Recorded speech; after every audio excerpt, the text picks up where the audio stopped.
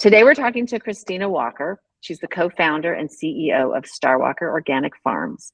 She's the proud owner and driving force behind StarWalker Organic Farms, which is located in the beautiful Northern California town of Fort Jones, which she's at right now, and you can see the beautiful farm in the background. She has a passion for sustainable agriculture. Her mission is to provide our community and beyond with the highest quality organic beef and pork products, all while making a positive impact on the environment. Welcome. Thank you. Thanks so much. I'm excited to chat with you. Yeah, I know. Okay, so tell us what StarWalker Farms is. Yeah, absolutely. So StarWalker, we are a third generation family farm, and it's actually my husband's farm. And we were one of the first certified organic farms in the state of California back in the 80s. And we have really been doing regenerative and organic practices for so long. But this word regenerative has recently come to the surface. People are curious about what that means. And so we actually have regenerative organic certified beef and pork on our land. We're regenerating the soil. We have 7,000 acres of land here in very, very Northern California at the top of the state. And we sell our products direct to consumer and retail. So we do all of our beef cuts and our pork cuts, as well as value add products like our meat sticks and our jerky. And we're all about taking care of the land, taking care of the animals, and getting healthier food to people. That's our goal, and bringing farmers in to kind of learn more about these practices and these practices that we've really gotten away from over the years, instead of really learning how to take care of our soil so that our food can be as healthy as possible. Right, right. So in a nutshell, we keep hearing regenerative organic or regenerative farming more and more. Can you explain in a nutshell what it is? Because it's not something that I'm finding a lot of people understand what regenerative farming is. So it is very complex. It is. And I think it really simply comes down to taking that soil and not stripping it of it's a live soil instead of dead soil. And so what happens when you have the land that's dead is anything that you grow in that land is going to give you no benefits from that. And so what regenerative does is it actually is living soil. We're putting life back into the soil. We're getting as much life happening in that soil as possible, which then feeds into the grass that grows, the crops that grow, the animals that are on the land. And that turns into this whole healthy ecosystem that gives our food more nutrient density and provides so much benefits for the land. So we're really feeding that soil and that land when we're talking about regenerative. So what's the difference between what's non-regenerative soil like? Is it dead soil? Yeah, completely dead. So like a visual would be you walk onto, nothing, everything that's been stripped. It's had chemicals put on it. It has nothing being put back onto it to really cultivate the land.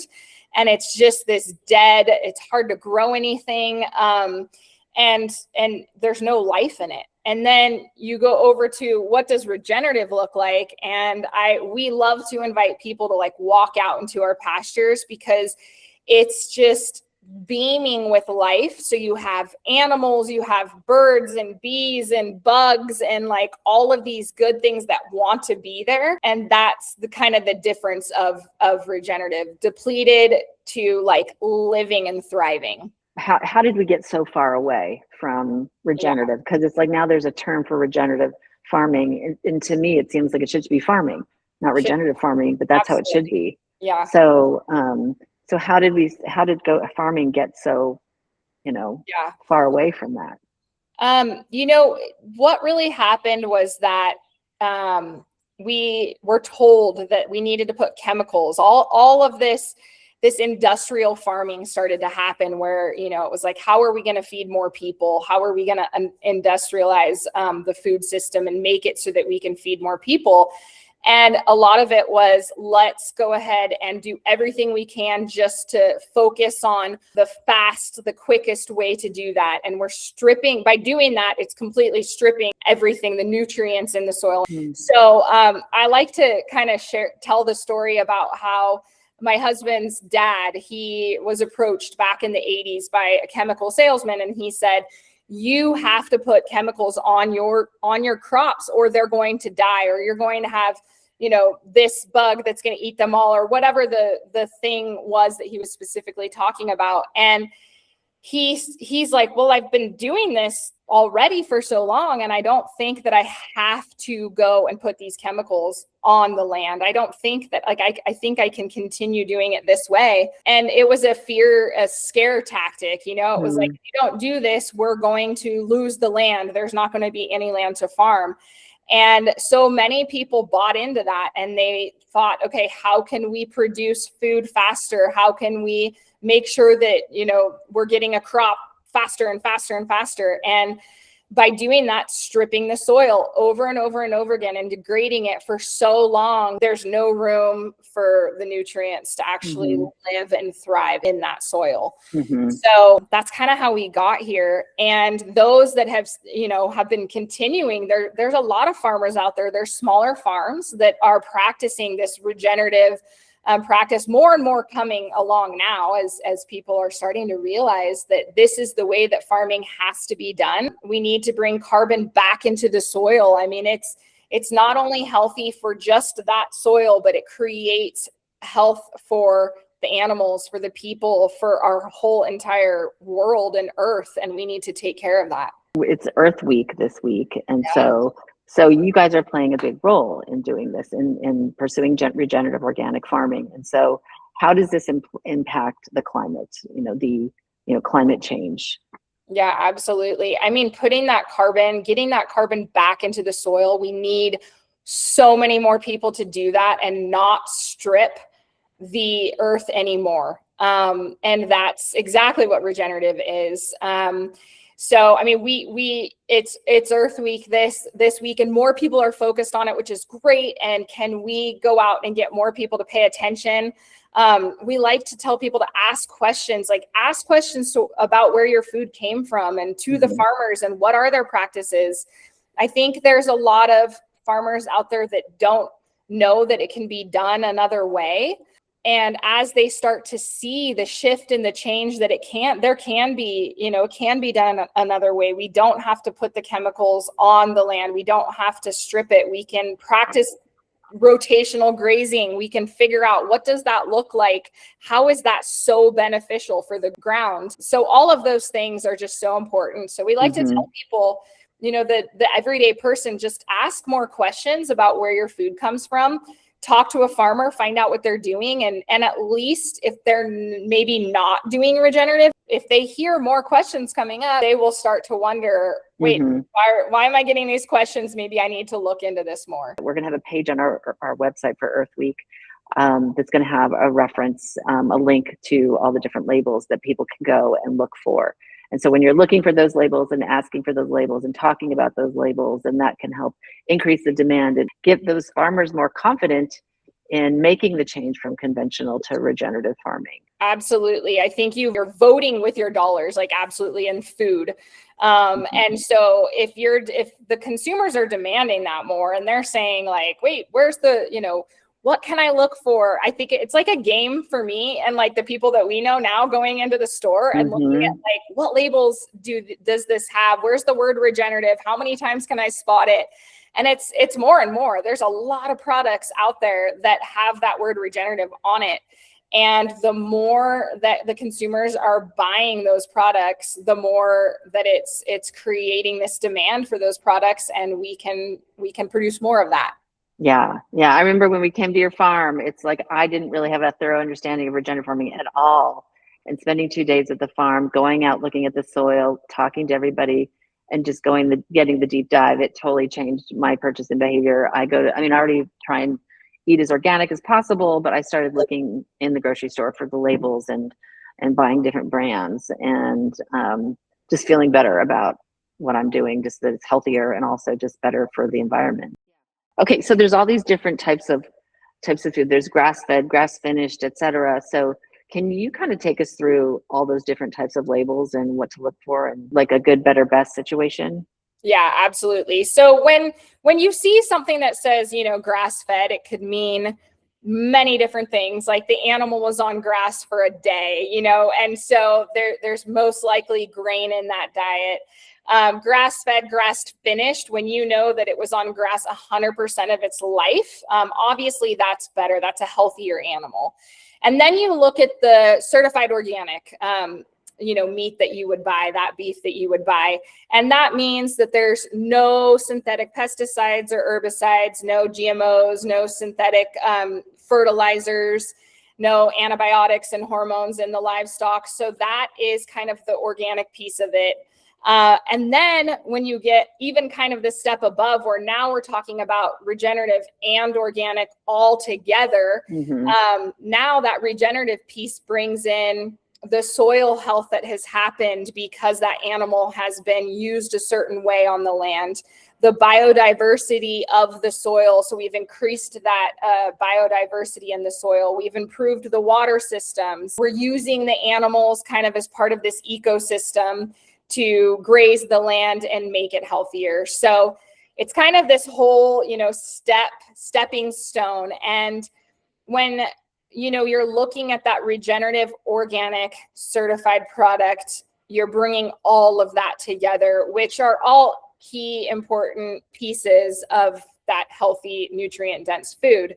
I also like to say that, for me, it's also been like this journey of learning, like what you want to eat when you're eating it. I struggle with eating out anywhere because I'm like very picky in what I'm eating now. And when you have that information, you're like, oh my gosh, I don't want to eat any of this stuff. I know, it's so true. And then you start to really feel different. Like if you pay attention to like eating it this way and how you feel and eating it this way, not only do I believe it tastes so much better and you can actually taste the density, like that flavorful nutrient density of it, but you feel better too. And so you're like, you're healthier. So you're going to perform better. Yeah, no, definitely. Okay. So we run a cooking school. And so people come in here, take classes and learn how to cook. And we use your beef and your pork in our technique classes. So how is regenerative beef different? How is regenerative pork and beef different to cook? Is it in terms of the cooking and the techniques and like you said, the flavor? So are there big differences in it? Yeah, I mean, you're definitely going to see, we actually just did a taste test with somebody the other day, and they said, I'm going to bring a couple different cuts of different grain-fed, grass-fed, organic, and then we're going to cook your meat. And we're going to look at the difference of this and we're going to taste it. And I'm like, well, we'll look at it all. I'm probably not going to taste some of the other ones. That's okay. We won't even taste it. So we did a whole taste testing with this group of people. And it was so interesting. What you're going to see is you're going to see a different color when you look at the meat. Something that doesn't have any kind of, grass finished, organic or regenerative. It's going to be very kind of more pink than dark red. Actually, the beef actually looks more like pork when it has been grain fed. So it kind of has this pinker color, which isn't necessarily like that healthy, darker red color that you want to see in your meat. And then when you look at texture too, like when you put that food on your plate and you look at the texture, like it even cuts differently. Like it kind of like falls apart or feels like the muscle. I mean, it's an unhealthy animal at that point. So it's like it just kind of falls apart a little bit more. Whereas you're cutting into an organic, regenerative, healthy animal, it's just going to look stronger. Yeah. Interesting. Wow. Looking ahead, how do you think the regenerative organic movement, what do you see as its future? Like, what's it going to look like in the next 5 to 10 years? And then also, like, we had one of our partners say, this is almost like looking at the next 100 years too, not just there's the short term and then the long term. I am an optimist, and I always think like what's possible. And I think I'm always pushing forward to challenge people to think about what's possible. So I like to think that we can take very big steps as we kind of all link arms together. I think it takes a whole village of people. It takes the consumer, it takes the farmer, it takes the retailers, it takes the chefs, all of these people. It takes capital. I think there's so many people involved in how this progresses. The good news is that I've seen so much movement, and not in just even the past year to 2 years, but even in the past 6 months and the past 3 months. Like, there's momentum building. There's people wanting to have more conversations. School districts are starting to pay attention. I mean, it's on a bigger level. So I see progress. You know, it is going to take a long time to do the real work that needs to be done at the ground level. And there's farms that have been farming conventionally, and the soil is so dead, and so much of that land is that way.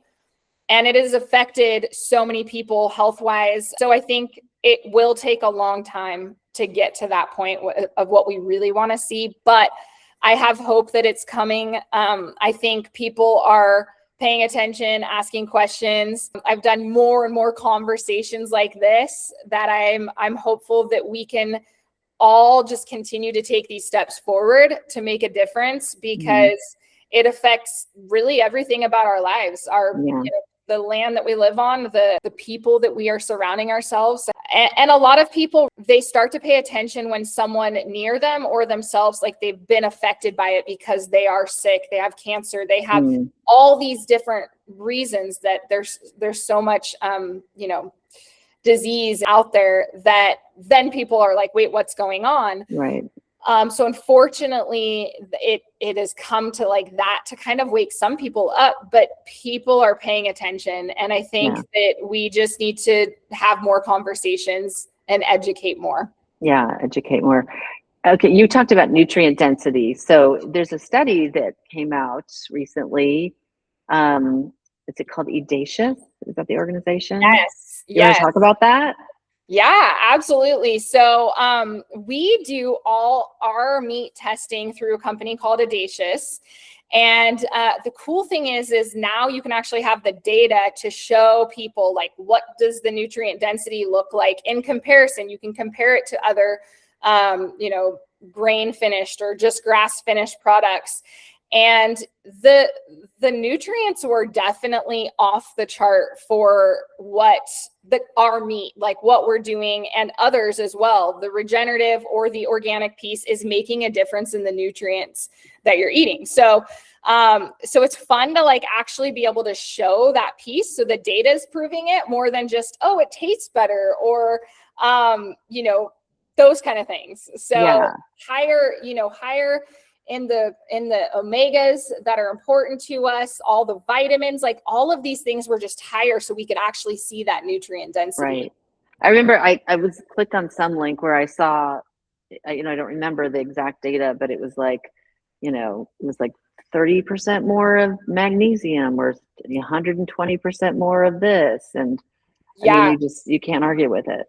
You can't argue with it. And it's fun to have more and more people. I think this is also happening in other products. Like it is happening in other products as well. And so it's anything that's really grown in a regenerative environment is actually showing and proving that there's more nutrients in the food that you're eating. Yeah. Yeah. Okay. So StarWalker Organic Farms, you can get your products.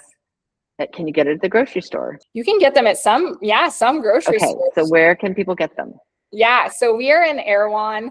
We are also in PCC. We are in Jimbo's. We're rolling out in some of the bigger stores as well, so that's coming soon, but also direct to consumer. So you can actually just go directly to our website. We ship nationally, so we can ship our meat. You get it in a couple days right to your doorstep. So yes. So, because we're all in Los Angeles, in the greater LA area, and SoCal here. So we don't have a Jimbo's. yes, Erewhon, and then Jimbo's is down in San Diego. Oh, So okay. Okay. yes, yep. Great. So, but like you said, so many people are getting all their food and groceries online now. And so like that is the best place I think that's the easiest place to get beef these days. You go to your website, StarWalker Farms. Is it Yeah, StarWalkerOrganicFarms.com? Yeah. StarWalkerOrganicFarms.com. OrganicFarms.com, and you can see all their beautiful products, and you get 10% off with the code Gourmandise for our customers. And that link is also going to be on our Earth Day page, and it's also on our homepage for people to go see. But your products are amazing, and we want to encourage people to try them out, to learn more about regenerative, what it is. I mean, because like I said, it's so complex. It's not just, oh, there's no pesticides like organic. What it does to the soil, how it's affecting the environment, climate change, rain patterns. Even I watched the documentary Kiss the Ground, and when I was up at the farm, I met the producer, and I watched Kiss the Ground and Common Ground, and I was blown away. I mean, if you want a deep dive on regenerative farming, that's it to me. Yeah. And it really kind of woke me up, and I was telling all my friends, you have to watch this movie. And so what are other ways that you can educate? Because we're a cooking school, and we want to educate the everyday consumer on these things, where they're not talking to farmers, they don't know farmers, and maybe they don't shop at the farmers market. But how can we break it down to get what's the best way for people to get an education about what regenerative farming is and what they can do? Yeah, I think that, we're actually implementing a whole education platform into our farm to be able to teach more. We appreciate what you're doing to try to educate. I think there's more people and businesses kind of starting to educate more. I know even retailers are starting to talk about like regenerative more, even in store. But if that's where you're shopping, like finding out ask them, like, can you tell me more about regenerative? People are really trying to educate more around that. There's so many podcasts out there, lots of farmers telling their stories. And so I think reaching out and finding like who's talking about regenerative, diving into more, and just asking questions whenever you can. Mm-hmm. We love it when people come to us and ask questions. We want to have those conversations, because we know that then the consumer's taking their time to educate themselves on what this actually is. So if you have a farmer you can reach out to, do it. I totally encourage that.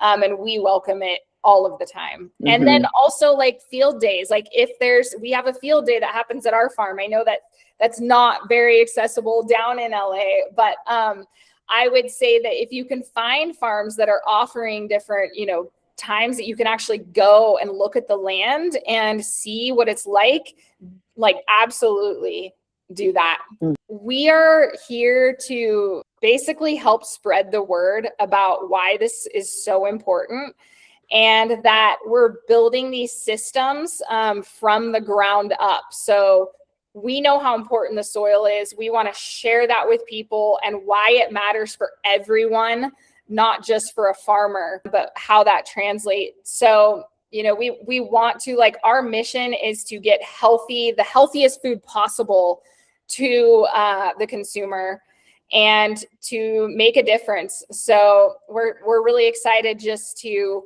link arms with anyone who wants to be part of that. Mm-hmm. and continue moving forward to do that. All right. Well, Kristina, we're so thankful that you were able to take some time and talk to us about StarWalker and what you guys are doing, because it's so amazing. And we're so honored to be a partner with you guys at the school. So thank you so much. Yeah. Thank you for having me. I am so glad that you are, spreading this education and talking about regenerative. It means so much.